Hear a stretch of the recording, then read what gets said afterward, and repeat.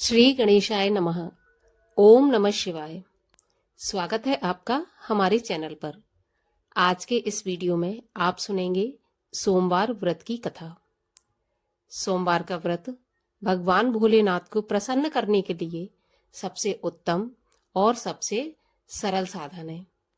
तो कथा आरंभ करने से पहले आपसे अनुरोध है कि ऐसे ही कथाएं सुनने के लिए और हमसे जुड़े रहने के लिए कृपया हमारे चैनल को सब्सक्राइब करें, साथ में बेल आइकन को भी प्रेस कर लें।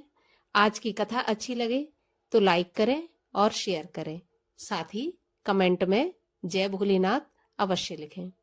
तो चलिए अब हम शुरू करते हैं सोमवार व्रत की कथा। एक नगर में एक बहुत धनवान साहूकार रहता था। उसके घर में धन की कमी नहीं थी, परंतु वह बहुत दुखी था क्योंकि उसके कोई पुत्र नहीं था। वह इसी चिंता में दिन रात दुखी रहता था। पुत्र की कामना के लिए वह प्रत्येक सोमवार को शिवजी का व्रत और पूजन किया करता था तथा सायंकाल मंदिर जाकर शिवजी के सामने दीपक जलाया करता था। उसके इस भक्ति भाव को देखकर एक समय माता पार्वती ने शिवजी से कहा, महाराज, ये साहूकार आपका अनन्य भक्त है, सदैव आपका व्रत और पूजन बड़ी श्रद्धा से करता है। आपको इसकी मनोकामना अवश्य पूरी करनी चाहिए। शिवजी ने कहा, हे पार्वती, यह संसार कर्म क्षेत्र है। किसान खेत में जैसा बीज बोता है वैसी ही फसल काटता है। उसी तरह मनुष्य इस संसार में जैसा कर्म करते हैं वैसा ही फल भोगते हैं। माता पार्वती ने अत्यंत आग्रह से कहा, प्रभु, जब यह आपका अनन्य भक्त है और अगर इसको किसी प्रकार का दुख है तो उसे आपको अवश्य दूर करना चाहिए। आप तो सदैव अपने भक्तों पर दयालु रहते हैं और उनके दुखों को दूर करते हैं। यदि आप ऐसा नहीं करेंगे तो मनुष्य आपका पूजन तथा व्रत क्यों करेंगे? माता पार्वती का ऐसा आग्रह देख शिवजी कहने लगे, हे पार्वती, इसके कोई पुत्र नहीं है। इसी चिंता में यह अति दुखी रहता है। इसके भाग्य में पुत्र ना होने पर भी मैं इसको पुत्र प्राप्ति का वर देता हूँ, परंतु वह पुत्र केवल 12 वर्ष तक ही जीवित रहेगा। इसके पश्चात वह मृत्यु को प्राप्त हो जाएगा। इससे अधिक मैं इसके लिए कुछ नहीं कर सकता। माता पार्वती और भगवान शिव का यह वार्तालाप वह साहूकार सुन रहा था। इससे उसको ना तो प्रसन्नता हुई और ना ही दुख हुआ। वह पहले की तरह शिवजी का व्रत और पूजन करता रहा। कुछ समय के बाद साहूकार की स्त्री गर्भवती हुई और 10वें महीने उसके गर्भ से अति सुंदर पुत्र उत्पन्न हुआ। साहूकार के घर में बहुत खुशी मनाई गई, परंतु साहूकार तो यह जानता था कि उसकी केवल 12 वर्ष की आयु है, इसलिए उसने अधिक प्रसन्नता प्रकट नहीं की और न ही किसी को यह भेद बताया। जब वह बालक 11 वर्ष का हो गया तो बालक की माता ने उसके पिता से उसका विवाह करने के लिए कहा।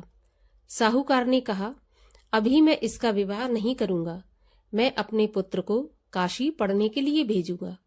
साहूकार ने बालक के मामा को बुलाकर उसको बहुत सा धन देकर कहा, तुम इस बालक को काशी पढ़ने के लिए ले जाओ और रास्ते में जिन जिन स्थानों से भी जाओ, यज्ञ करते, ब्राह्मणों को भोजन कराते तथा दक्षिणा देते हुए जाना। दोनों मामा भांजे यज्ञ करते, ब्राह्मणों को भोजन कराते तथा दक्षिणा देते काशी जी की ओर चल पड़े। रास्ते में एक शहर पड़ा। उस शहर में राजा की कन्या का विवाह था, परंतु जो राजकुमार विवाह करने के लिए आया था वह एक आंख से काना था।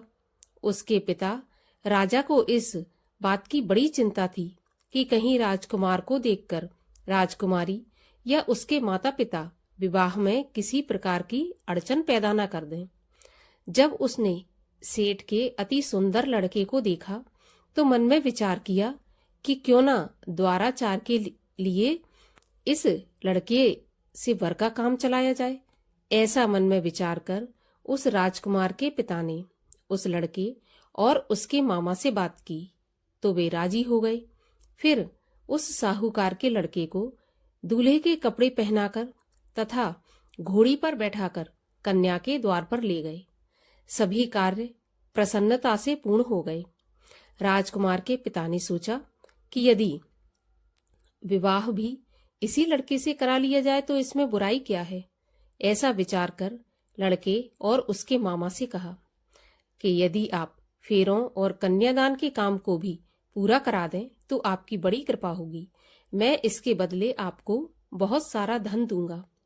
दोनों ने इसे खुशी खुशी स्वीकार कर लिया। विवाह कार्य बहुत अच्छी तरह से संपन्न हो गया। सेठ का पुत्र जिस समय जाने लगा तो उसने राजकुमारी की चुंदरी के पल्ले पर लिख दिया, तुम्हारा विवाह मेरे साथ हुआ है, परंतु जिस राजकुमार के साथ तुम विदा हो जाओगी वह एक आंख से काना है और मैं काशी पढ़ने जा रहा हूँ।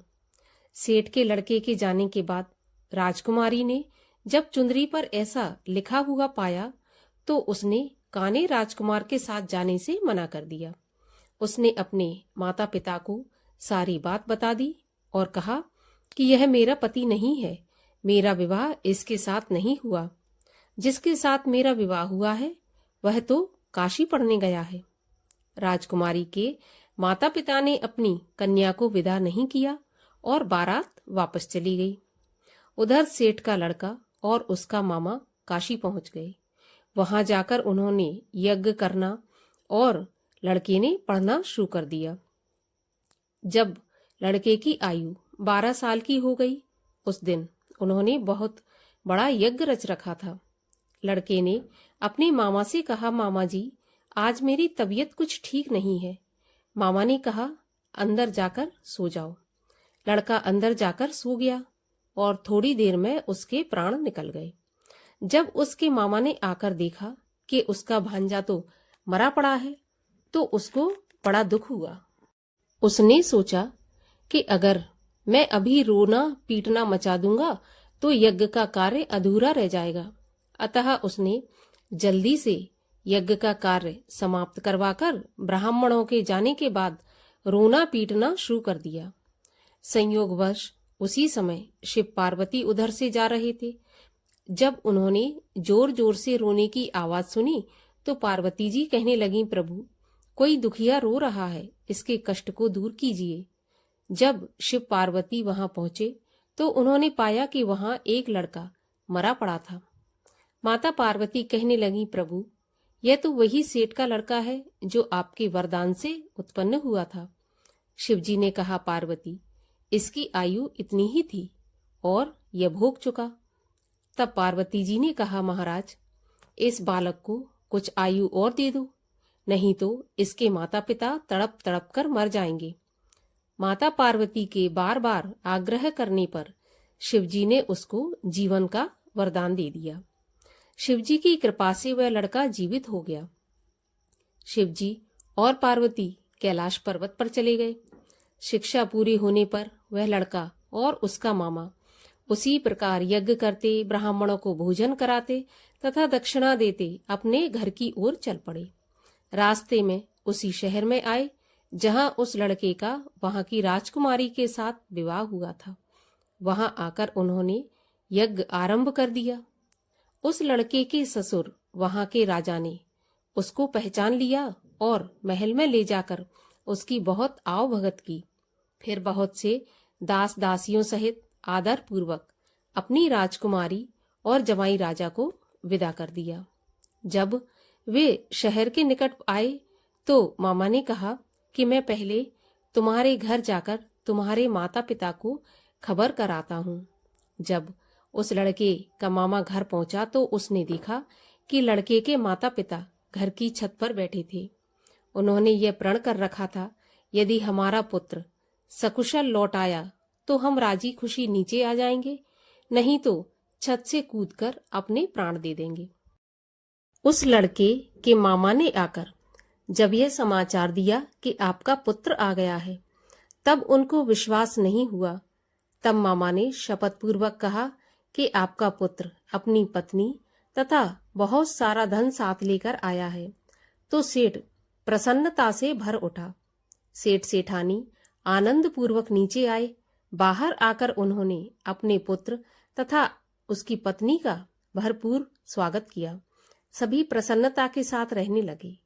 जो कोई सोमवार के व्रत को धारण करता है अथवा इस कथा को पढ़ता या सुनता है, उसके सब दुख दूर होकर उसकी समस्त मनोकामनाएं पूरी होती हैं तथा इस लोक में नाना प्रकार के सुख भोग कर अंत में सदाशिव के लोक को प्राप्त होता है। बोलिए शंकर भगवान की जय। शिव जी की आरती। ओम जय शिव ओमकारा, स्वामी हर शिव ओमकारा, ब्रह्मा विष्णु सदा शिव अर्धांगी धारा। ओम जय शिव ओमकारा। एकानन चतुरानन पंचानन राजे, हंसासन गरुड़ासन वृषवाहन साजे। ओम जय शिव ओमकारा।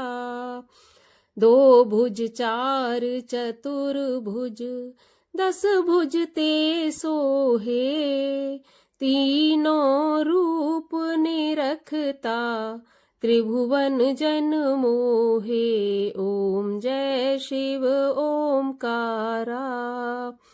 अक्षमाला वनमाला मुंडमाला धारी, चंदन मृग मद सोहे, भोले शुभकारी।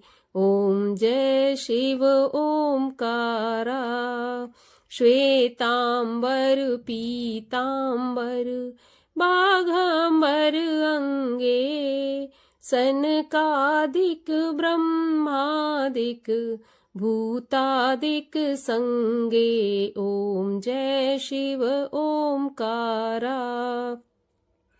कर के मध्य कमंडल चक्र त्रिशूल धरता, सुख करता दुख हरता, जग पालन करता। ओम जय शिव ओमकारा। ब्रह्मा विष्णु सदा शिव जानत अविवेका, प्रणवाक्षर के मध्य ये तीनों एका। ओम जय शिव ओमकारा।